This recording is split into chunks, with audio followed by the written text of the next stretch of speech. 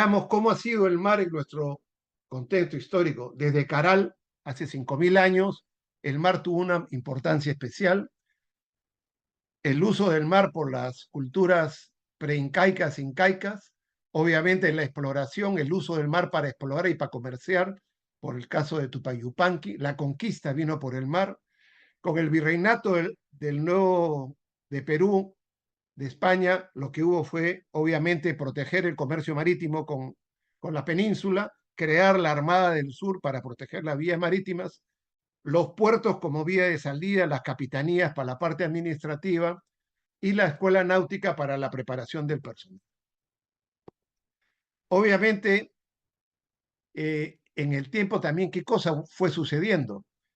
En el año 1833, con este decreto supremo, se establece que solo los ciudadanos peruanos pueden pescar o cazar ballenas y anfibios en las costas e islas peruanas, y asimismo establecía un sistema de licencia de pesca.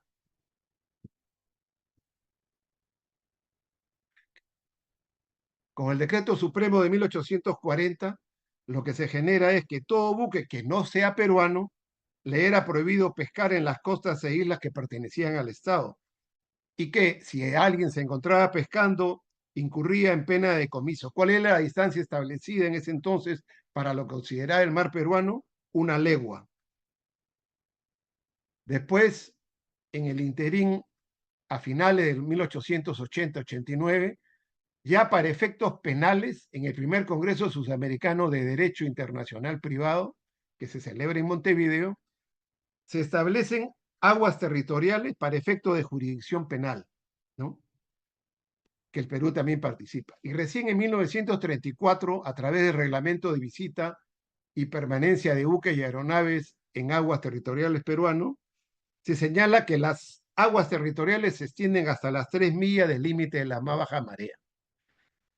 Después tenemos obviamente el decreto supremo de 1947 de Bustamante y Rivero, que establece la soberanía y jurisdicción sobre las 200 millas marinas. Recién en el año 47 el Perú tiene una visión de la protección y conservación de los recursos vivos y no vivos que se encontraban adyacentes a su territorio. Y Bustamante Rivero establece en este decreto supremo cómo se va a ejercer esa soberanía y jurisdicción, ¿no? Básicamente el objetivo es reservar, proteger, conservar y utilizar los recursos y las reservas naturales.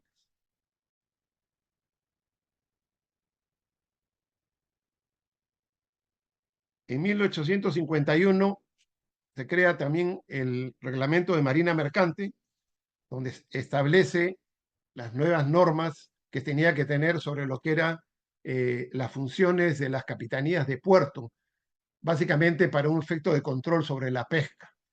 Después tenemos la Declaración de Santiago, la reunión que hay en Santiago de 1952, donde se establece la Comisión Permanente del Pacífico Sur y los considerandos para la protección de las zonas marítimas, específicamente para los recursos.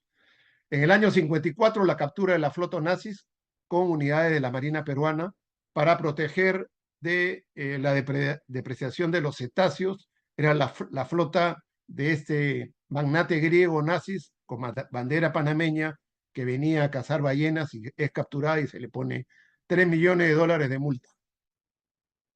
En el año 69 se crea el servicio, el cuerpo de capitanías y guardacostas para poder tener una jurisdicción, control y resguardo de los recursos hasta las 200 millas que establecía el decreto de 1947 y la Declaración de Santiago del año 1952.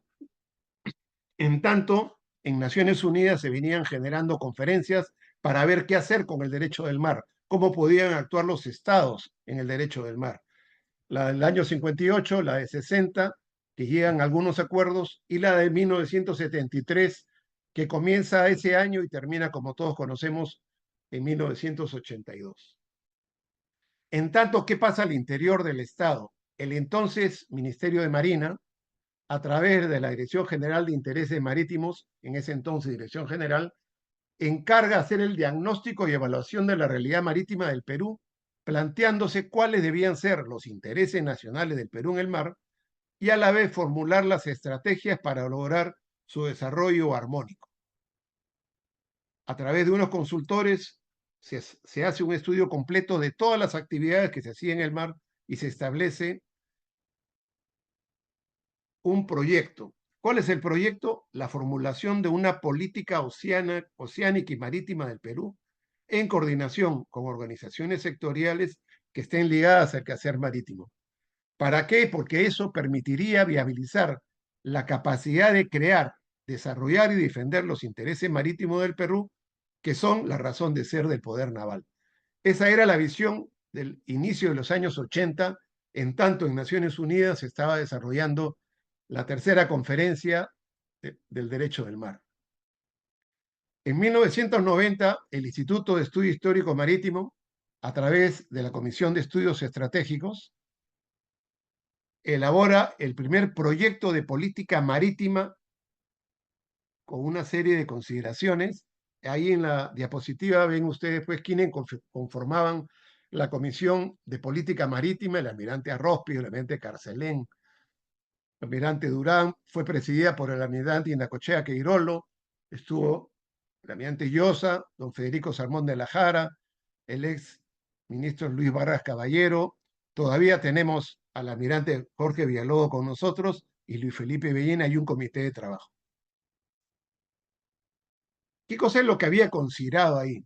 Es decir, cuando comienzan a hacer el proyecto de política marítima, ellos comprueban que había una participación multisectorial, que existían diversidades de estamentos, tanto a nivel público como privado, que intervenían en todo lo que eran los aspectos marítimos, pero se evidenciaba la existencia de áreas de conflicto. ¿Por qué? Por intereses, por normas contrapuestas o legislación. Y sobre todo por no haberse efectuado con la debida coordinación esta articulación que era necesaria para tener una sola visión sobre el mar. En esta lámina que me permito compartir con ustedes, es interesante ver cómo entonces este grupo de trabajo hizo una evaluación y un análisis de cuál era la situación marítima actual bajo el aspecto geopolítico, el comercio marítimo, veían lo que era marina mercante, la situación de la CPB, la Compañía Peruana de Vapores, la carga, los seguros, los reaseguros, cómo era el cabotaje, el tráfico marítimo, las agencias, los problemas que había en las aduanas, las evasiones tributarias, el contrabando, y en recursos marinos habían los renovables y los no renovables, y se analizaba lo que eran los recursos, la acuicultura, la flota, la producción, la investigación, las acciones de crédito y cuáles eran las limitaciones que tenía el Estado entonces. También se estudió en ese caso los recursos no renovables, que recién se estaba viendo que existía minerales en los fondos marinos. Y una parte importante de estos trabajos son la industria de construcciones y reparaciones navales a través del CIMA. Hay mucha información sobre investigación científica y tecnológica, la importancia del IMARPE y lo que implicaba la autoridad marítima y cómo debía fortalecerse la autoridad marítima.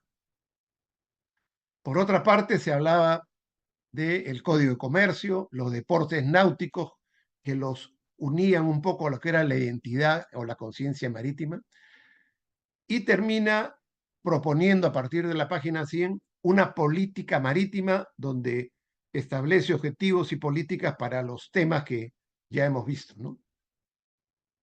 Aduanas, recursos marinos, industria, construcción naval, etc. Esto fue elaborado en el año 1990 por esta comisión de trabajo.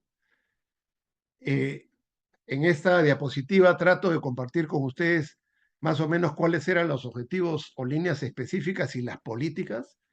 Este documento amplio tiene 10 grandes objetivos y 81 políticas y está distribuido en comercio, recursos marinos, industrias, investigación científica, la autoridad marítima y los deportes. A su vez hubo conversatorios y se trabajó con el CEPEI para buscar cómo en el Perú debería establecerse una política marítima nacional. Este fue un gran esfuerzo que retomó el Instituto de Estudios Históricos Marítimos sobre el trabajo iniciado en la Marina en los años 80.